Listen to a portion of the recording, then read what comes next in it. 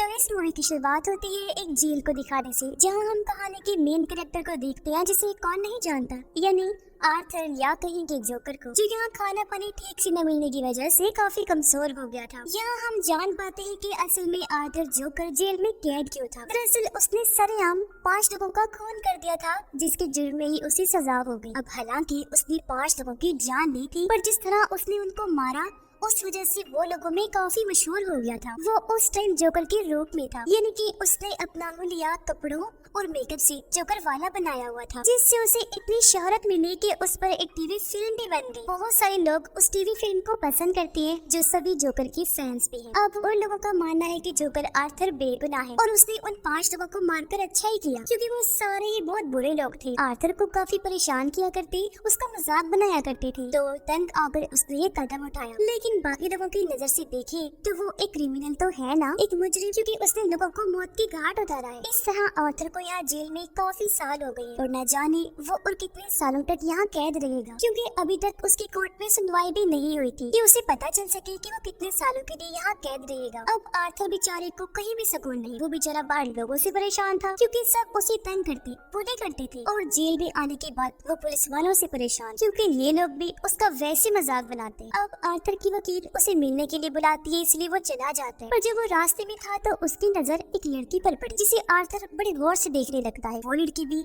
Arthur पर से नजरें हटा ही नहीं रही थी। गौर से देखने के बाद वो उसे शूट करने जैसा इशारा करती है। इस लड़की का नाम ली होता है, लेकिन फिर पुलिस वाले आर्थर को वहाँ से ले जाते हैं और वो आकर अपने वकील से मिलता है, जो उसका केस लड़ने वाली। अब एक तरफ उसकी वकील आर्थर का केस तो लड़ रही थी, लेकिन साथ साथ उसका फायदा भी उठा रही। जैसे आजकल आर्थर काफी मशहूर था, तो हर जगह बस उसका ही चर्चा सुनने को मिल रहा था। तो इसी चीज का फायदा उठाकर वकील कुछ रिपोर्टर्स को अपने साथ यहाँ लेकर आती है, ताकि वो आर्थर का इंटरव्यू ले सके। वो बस उसे इतना कह देती है कि ये लोग तुमसे बस थोड़े बहुत सवाल करेंगे और तुम्हें इन्हें अपने बारे में बताना है। तो आर्थर उसकी बात मानकर उठा और इंटरव्यू वाले कमरे में आ जाता है। अब वो ऐसा करना तो नहीं चाहता था, क्योंकि उसे रिपोर्टर पसंद नहीं थी, पर अपनी वकील की बात मानकर उसे ये इंटरव्यू देना पड़ता है, क्योंकि आखिर वो भी जेल से छूटना चाहता है। अब इंटरव्यू के दौरान उसे कुछ ऐसे सवाल पूछे जाते हैं जो उसे बिल्कुल पसंद नहीं आते। बेशक वो उन सवालों के जवाब दे देता है, लेकिन अंदर ही अंदर उसे बहुत गुस्सा भी आ रहा है, क्योंकि गुजरे हुए बुरे टाइम को उसके सामने ताजा किया जा रहा था, जो उसे मुश्किल में डाल देता है। लेकिन वो फिर भी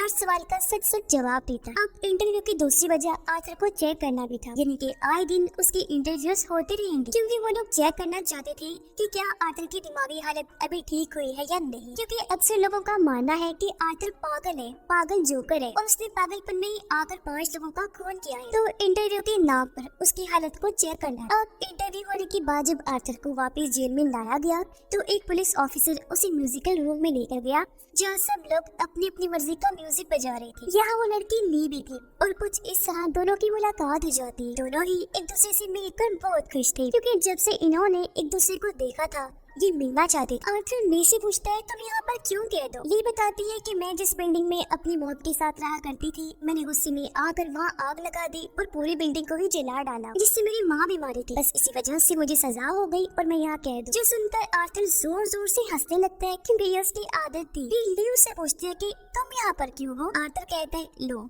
क्या बात कर रही है, तुम्हें नहीं पता मैं यहाँ कैसे? हर कोई तो जानता है कि मैंने 5 लोगों का खून किया है, इस जुर्म में ही सजा काट रहा। अब इस तरह रोज दोनों एक दूसरे से मिलती थी और इनकी दोस्ती हो जाती है। एक दिन तो ली आर्थर को ये तक कह देती है कि चलो हम दोनों यहाँ से भाग चलते हैं, पर वो ये कहकर मना कर देता है कि नहीं नहीं, मैं ऐसा नहीं कर सकता, क्योंकि वो लोग मुझे गोली मार देंगे। असल में ली उसे मन ही मन में पसंद करने लगी और वो यहाँ से भागकर अपने आगे की जिंदगी आर्थर के साथ गुजारना चाहती, पर उसकी मना करने पर जाहिर है ये होने वाला तो था नहीं, इसलिए ली को थोड़ा बुरा लगता है।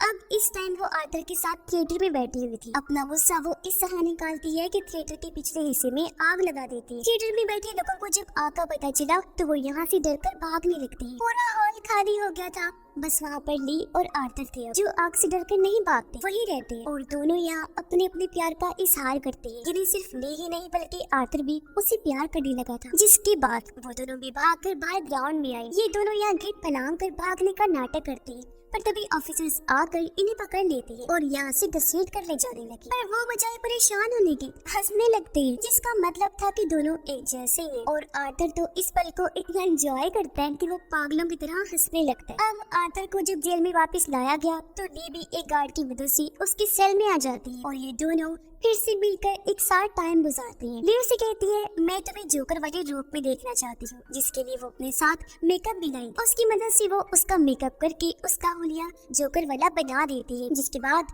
वो काफी एंजॉय करते हैं। अब अगले दिन वकील फिर से आर्थर से मिलने आती है क्योंकि वो उसका एक और इंटरव्यू लेना चाहती थी। वो अपने साथ अच्छी से अच्छी रिपोर्टर को लाती है ताकि वो सवालों के जरिए उसके दिमागी कंडीशन का पता लगवा सके। अब आर्थर अपने गुजरे हुए टाइम पर बात नहीं करना चाहता था क्योंकि वो डिस्टर्ब हो जाया करता था, उसे बुरा लगता था। पर ये रिपोर्टर बार बार उसके पास्ट माजी को लेकर ही सवाल करते थे। अब उसने अपनी माँ का खून भी किया था, जिस बारे में ये वाला रिपोर्टर पूछने लगता है। पर ये सुनकर आर्थर इतना डिस्टर्ब हो गया कि वो रिपोर्टर पर गुस्सा करने लगता है। हालांकि इससे पहले वो शांत बैठा हुआ था, लेकिन सजा पूरी हो गई थी, उसे छोड़ दिया गया था और अब वो जेल से बाहर जाकर टीवी पर आर्थर का इंटरव्यू देख रही है। अब आज इस इंटरव्यू के बाद आर्थर की कोर्ट में पेशी होने वाली थी और जब उसे यानी जोकर को ले जाया जा रहा था तो सड़कों पर उसके चाहने वाले उसके फैंस की लाइन लगी हुई जो आर्थर कहीं ना पुकार रही थी और यहाँ उसे सपोर्ट करने आए थे, उसका साथ देने, क्योंकि वो चाहते थे कि आर्थर जल्द से जल्द जेल से छूट जाए और वो भी एक आजाद जिंदगी जिए। उसे भी जीने का हक है क्योंकि जिन लोगों को उसने मारा है वो इसी लायक थी और ऐसे लोगों का यही इंजाम होना चाहिए। कोर्ट के अंदर आर्थर जब आया तो अपने चाहने वालों में वो ली को भी देखता है। दोनों एक दूसरे को देखकर काफी खुश हो जाते हैं। फिर सुनवाई शुरू हुई तो दूसरा वकील खड़ा हुआ। वो आर्थर के खिलाफ बोलने लगता है कि इसने बहुत गलत किया है, सरेआम ट्रेन में 5 लोगों का कत्ल कर दिया। जिसके बाद आर्थर की वकील खड़ी हुई और उसके हक में बोलने लगती है कि आर्थर जोकर ने हमेशा अपनी जिंदगी एक कमरे में अकेले रहकर गुजारी है। वो तो बेचारा मासूम है, उसने उन 5 लोगों को कुछ नहीं कहा था, पर उन्होंने क्या किया, आर्थर को तंग करके पका दिया। फिर वो बेचारा क्या करता, उसने अपने बचाव में ही उन्हें मारा है क्योंकि उसका दिमाग बच्चों जैसा है, जो उन्हें ठीक लगता है वो वैसे ही करते हैं। इस पर दूसरा वकील कहता है कि जो भी है जैसे भी उसने मारा, लेकिन किया तो खून ही है ना, एक जुर्म किया है उसने तो उसे सजा तो मिलनी ही चाहिए, उसका कोई हक नहीं है कि वो आजाद घूमे। खैर अब इन दोनों वकीलों की बात सुनकर जज तारीख आगे बढ़ा देता है। फिर जब आर्थर की वकील बाहर आई तो ली खुद उसके पास आई और कहती है कि जिस तरह तुम केस लड़ रही हो ना आर्थर का, ऐसे तो वो हार जाएगा, उसे सजा हो जाएगी। तुम्हें और अच्छे से लड़ना है ये केस और कैसे भी करके उसे आजाद करवाना है। अब जब आर्थर को वापस जेल में डाला गया तो उसकी वकील आकर उससे मिलती है और ली के बारे में पूछने लगती है। तब आर्थर कहता है कि हाँ वो बहुत अच्छी लड़की है, इसे मैं प्यार करता हूँ और उस पर यकीन रखता हूँ। इस तरह वकील कहती है कि तुम उसके बारे में जानते क्या हो, वो तुम्हें धोखा दे रही है क्योंकि देखो उसने कहा था कि मेरी मॉम डैड की मौत हो गई है, पर सच तो ये है कि उसके डैड एक डॉक्टर है और माँ और बाप दोनों ये भी जिंदा है।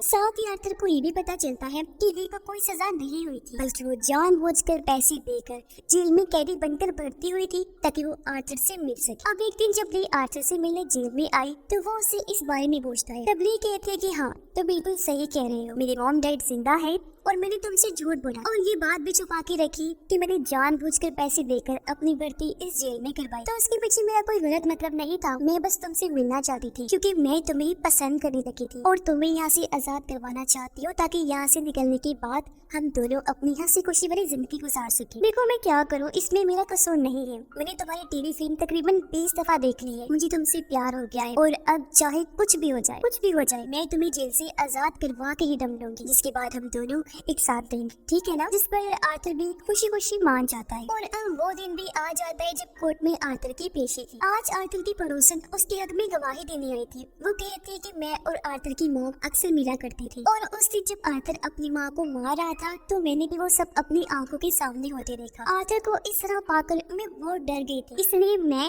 अपने बच्चे को बचाने के लिए उसे लेकर दूसरे शहर भाग गई। पर जब मुझे पता चला कि आर्थर को जेल हो गई है तो मुझे बहुत बुरा लगा और मैं उसके हक में गवाही देने आ पहुंची क्योंकि उस बेचारे के साथ हमेशा गलत होते आया है, उसने कभी किसी का बुरा नहीं चाहा। और हाँ जब आर्थर अपनी माँ को मार रहा था तो उस टाइम वो जोकर वाले रूप में था, तब मैंने गौर किया कि ये आर्थर नहीं बल्कि ये तो सचमुच का जोकर है। इसलिए मेरा मानना है कि जितने भी खून हुए हैं वो आर्थर ने नहीं किए बल्कि इसके अंदर की छुपे हुए जोकर ने किए हैं, जिससे लोगों ने मजबूर किया है। अब ये सुनकर आर्थर के अंदर जैसे एक हिम्मत सी आ गई थी। उसका इतना दिमाग खराब हुआ कि वो सबके सामने उठकर खड़ा होकर चिल्लाने लगा और जज से कहता है कि अब मैं अपना केस खुद लड़ना चाहता हूँ, मुझे किसी वकील की जरूरत नहीं है। जो कहकर वो अपने वकील को छोड़कर वहाँ से चला जाता है। उसकी इस फैसले से ली भी काफी खुश थी, क्योंकि उसे लग रहा था कि जोकर के लिए आर्थर ने ठीक किया है। और वो दिन आ जाता है जिस दिन कोर्ट में उसकी पेशी होनी। उसकी चाहने वाले बाहर खड़े होकर जोकर के हक में फैसला सुनने के लिए बेचैन थे। आर्थर अब खुद अपना वकील बनकर आता है तो वो जोकर बनकर ये केस लड़ने का फैसला करता है। इसीलिए वो पूरे जोकर वाले गेटअप में यानी कपड़े और मेकअप करके वैसा लुक बनाकर बड़ी आराम से वहाँ बैठा होता है। जैसे सुनवाई शुरू हुई तो उसका मुखालिफ वकील आर्थर के को वर्कर को लेकर आता है, जिसने काफी साल आर्थर के साथ काम किया था और उसे अच्छे से वो जानता था, तो वो भी बता सकता था कि आर्थर कैसा सरफिरा इंसान और जब वो जोकर के रूप में होता है तो वो कैसा बन जाता है। वो कहता है कि ट्रेन में जब जोकर ने उन लोगों का खून किया तो वो सब मैंने खुद होते हुए देखा था, क्योंकि हम दोनों एक साथ ट्रेन में चढ़े थे। उसकी बात सुनकर आर्थर जोकर खड़ा हुआ। वो कहते हैं अच्छा ये बताओ, जब मैं उनका खून कर रहा था तो तुमने किसे देखा? तो वो भी बिल्कुल पड़ोसन वाली ही बात कहता है कि मैंने आर्थर के अंदर जोकर को देखा जो ही उन लोगों का खून कर रहा था। अब उसकी इस गवाही पर आर्थर का दिमाग खराब हो जाता है एक बार फिर, और वो पुलिस वालों के खिलाफ उल्टा सीधा बोलने लगता है। वो कहता है कि ये लोग ऐसे हैं कि इन्हें किसी गवाहों किसी सबूतों की जरूरत नहीं पड़ती। इन्हें जो मिलता है चाहे वो कसूरवार हो या ना हो, ये उसे उठाकर जेल में ले जाकर बंद कर देते हैं। और अगर उस दिन ट्रेन में पुलिस सही टाइम पर आ जाती तो वो भी देख लेती कि कसूर किसका है और मैं भी वो खून ना करता। यानी इसका आर्थर सारा इल्जाम पुलिस पर डाल रहा था। और बस आज की इतनी सुनवाई काफी होती है और डेट को फिर से आगे बढ़ा दिया जाता है।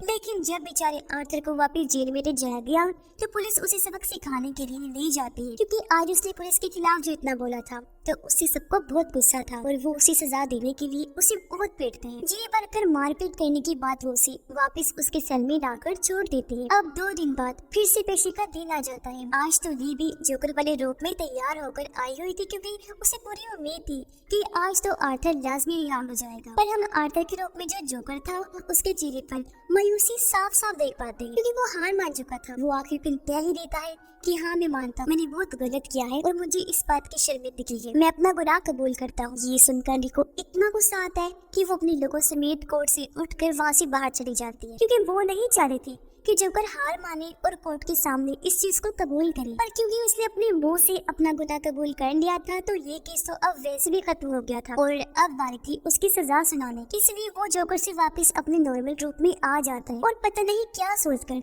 जोर जोर से हंसने लगता है। अब उसे ऐसे हंसता हुआ देखकर वो लोग जो उसके खिलाफ थे उन्हें गुस्सा आ गया। वो आर्थर पर टूट पड़े, उसे मारने लगते हैं, लेकिन वो हंसना अभी भी नहीं छोड़ता। वो कोर्ट के अंदर ही था कि तभी उसके हंसने से बहुत जोरदार धमाका हो जाता है, जिससे पूरा कोर्ट तबाह हो गया। कुछ लोग इस हादसे में मर जाते हैं जबकि बहुत सारे लोग वहाँ जख्मी हालत में पड़े होते। अब जैसे तैसे आर्थर भी कोर्ट से बाहर आया, तभी उसे तबाह हुई जगह पर अपना एक फैन नजर आया जो भी जोकर के रूप में ही आया हुआ था। वो आर्थर को देखते ही पहचान लेता है कि यही असली जोकर है और उसे अपने साथ ले जाने लगा ताकि उसकी मदद कर सके। वो आर्थर को गाड़ी में डालकर यहाँ से दूर ले जा रहा था। इस तरह करके वो जोकर की मदद करना चाहता था, पर इसी बीच इनकी गाड़ी ट्रैफिक में फंस गई और पता नहीं क्यों आर्थर गाड़ी से उतरकर भागने लगता है। और फिर दूर भागने के बाद उसे अपने सामने ली दिखाई देती है। आर्थर उसके पास जाकर कहते हैं चलो अब चलो यहाँ से कहीं दूर भाग चलते हैं और वहाँ अपनी अलग दुनिया बसा कर रही, क्योंकि कोर्ट में पता नहीं कैसे अचानक धमाका हो गया और मैं वहाँ से फरार हो गया। ये सुनकर नहीं कहते कि नहीं अब ऐसा नहीं हो सकता, क्योंकि मैंने जिससे प्यार किया था वो तुम नहीं हो सकती। मैंने एक नडर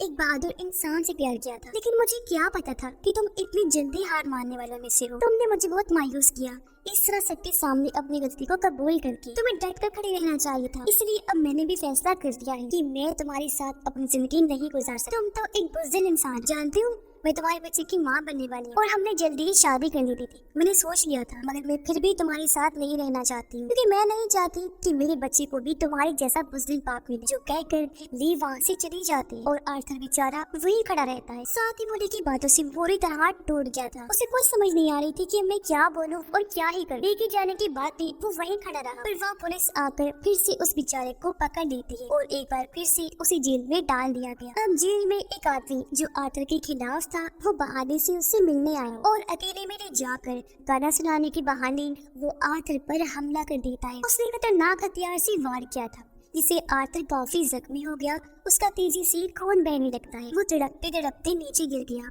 और उसकी आंखें बंद हो जाती है। वो बिल्कुल नहीं हिल रहा था, जो देखने से तो यही लग रहा था कि उसकी मौत हो गई है। अब क्या सच में आर्थर जोकर मर गया होगा? आपको क्या लगता है? इस बारे में अपनी राय का इजहार कमेंट बॉक्स में जरूर कीजिएगा। इसके साथ ही ये फिल्म, ये कहानी भी इधर ही खत्म हो जाती है।